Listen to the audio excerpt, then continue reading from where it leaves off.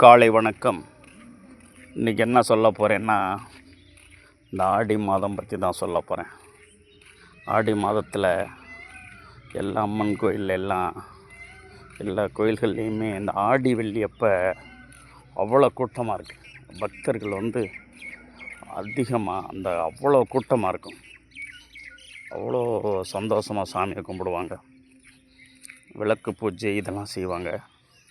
அதுபோக கிராமத்தில் பார்த்திங்கன்னா, நான் பரமக்குடி பக்கம்லாம் பார்த்திங்கன்னா கிராமங்களில் ஊரில் ஒரு வாரம் முளைக்கொட்டுன்னு சொல்கிறாங்க. அந்த முளைக்கொட்டுனா முளைப்பாரி போட்டு அந்த பயிர் பெருசாக அந்த கோயிலில் அம்மன் கோயிலில் வச்சுருந்து இவ்வளோ சந்தோஷமாக அந்த திருவிழா வருஷம் கொண்டாடுறாங்க.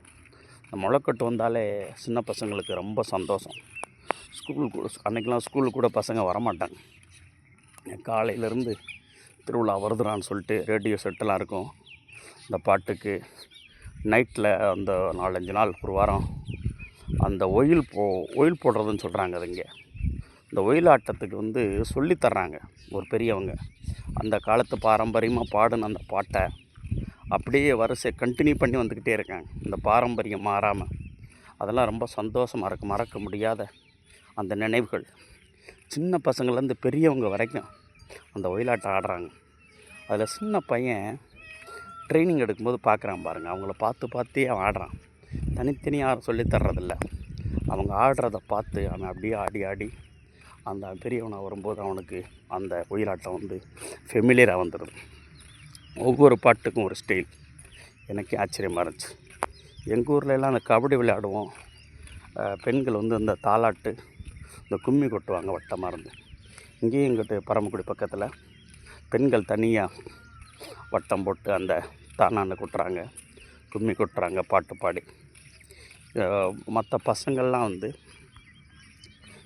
சிறியவங்க பெரியவங்க வரைக்கும் இந்த ஒயிலாட்டம் ஃபேமஸாக இருக்குங்க. அழகாக சின்ன வயசுல ஒரே மாதிரி எல்லோரும் ஆடுறாங்க. அது சின்ன பசங்க ஆடுறதெல்லாம் பார்த்தா ரொம்ப சந்தோஷமாக இருக்கும். ஆடி மாதம் கிராமத்தில் மறக்க முடியாத நாள். வெளிநாட்டிலாம் போயிருக்கவங்க கிராமத்திலேருந்து வெளிநாட்டில் போய் வாழ்கிற அந்த மக்கள் சின்ன வயசில் அந்த ஒயிலாடிட்டு இந்த திருவிழாவுக்கு வர முடியலேன்னு அவங்களுக்கு பயங்கர ஏக்கமாக இருக்கும். உண்மையிலே கிராமந்தாங்க.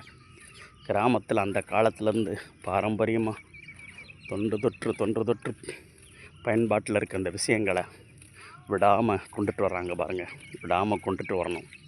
இதெல்லாம் கரெக்டாக இல்லைன்னா அந்த காலத்தில் கிராமத்தில் என்ன திருவிழாக்கள் கொண்டாடினாங்க, எப்படி கொண்டாடினாங்கன்னு மறந்தே போயிடும். ஒருத்தவங்க தொடர்ந்து அப்படியே வர்றதுனால தான் இந்த விஷயங்கள் நமக்கு தெரிய வருது. இல்லைன்னா அது அப்படியே அழிஞ்சு போயிடும். அதனால் எல்லோரும் கிராமப்புறத்தில் இருக்க அந்த பாரம்பரியத்தை விட்டு போயிடாமல் தொடர்ந்து கண்டினியூ பண்ணுங்கள். நம்ம பாரம்பரியத்தை இந்த உலகத்துக்கு தெரியப்படுத்தணும். Thanks for watching my channel Chandran Vanan. Thanks.